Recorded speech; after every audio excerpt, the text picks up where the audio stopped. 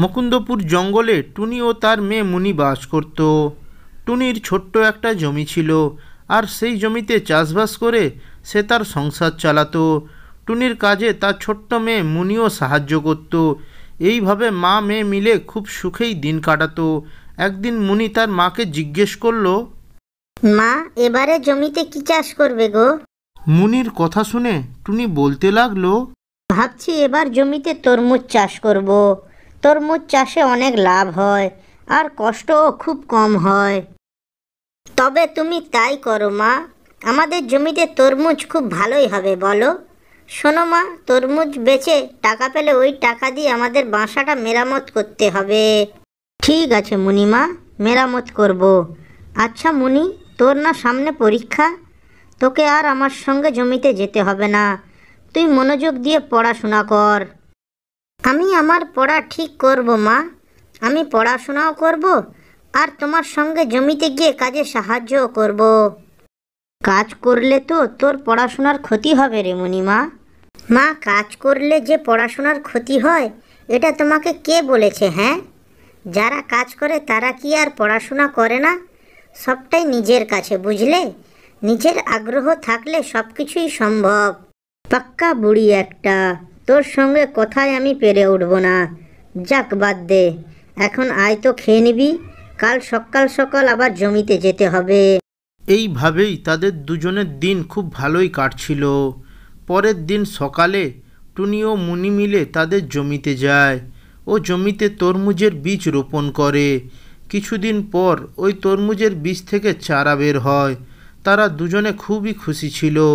এইভাবে আরও কিছুদিন কেটে গেল।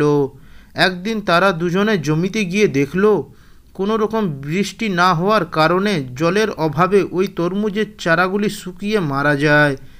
তারা দুজনে জমির এই অবস্থা দেখে খুবই কষ্ট পায়। মুনি বলতে লাগলো, এখন কি হবে মা? আমাদের সংসার কিভাবে চলবে? আমাদের সব পরিশ্রম শেষ হয়ে গেল। কত কষ্ট করে তরমুজের বীজ রোপণ করলাম, জলের অভাবে সব শেষ হয়ে গেল রে মা। এখন যে কি করব কিছুই বুঝতে পারছি না। তুমি এভাবে ভেঙে পড়ো না মা। আচ্ছা মা, বাসায় আর কোনো তরমুজের বীজ নেই? থাকলে আমরা আবার রোপণ করতাম। না, বাসায় তো আর কোনো বীজ নেই। শোন মুনি, তুই বাসায় ফিরে যা।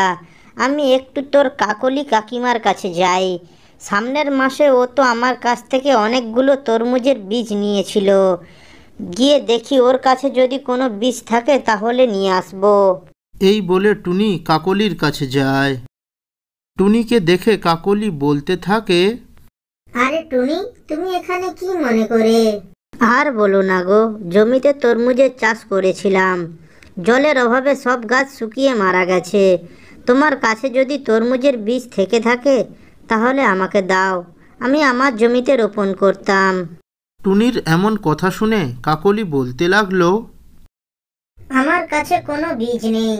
তুমি যে বীজগুলো আমাকে দিয়েছিলে সেগুলো নষ্ট হয়ে গেছিল, তাই আমি সেগুলো মাছকে খেতে দিয়েছিলাম।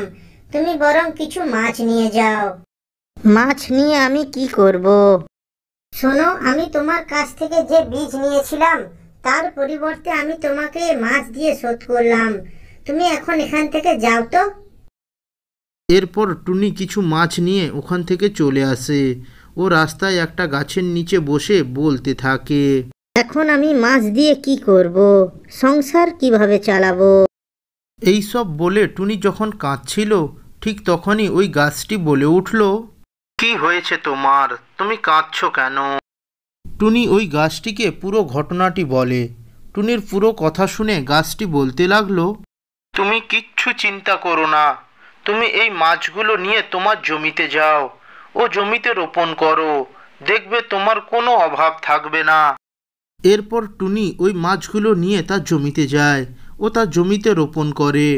পরের দিন সকালে টুনি ও মুনি তাদের জমিতে গিয়ে যা দেখে তা দেখার জন্য তারা প্রস্তুত ছিল না। মুনি বলতে লাগলো, মা, আমি কি দেখছি? গাছ ভর্তি মাছ। আমি কালকে এখানে মাছ রোপণ করেছিলাম, আর সেই মাছ থেকে আম গাছ তৈরি হয়েছে ও তাতে আমের পরিবর্তে মাছ ধরেছে। এই মাছ বিক্রি করলে আমাদের সংসার খুব ভালোই চলবে। তারপর থেকে টুনি মাছ বিক্রি করে তার সংসার চালাতো। ভিডিওটি যদি ভালো লেগে থাকে তাহলে একটা লাইক করে চ্যানেলটি সাবস্ক্রাইব করবেন। ধন্যবাদ।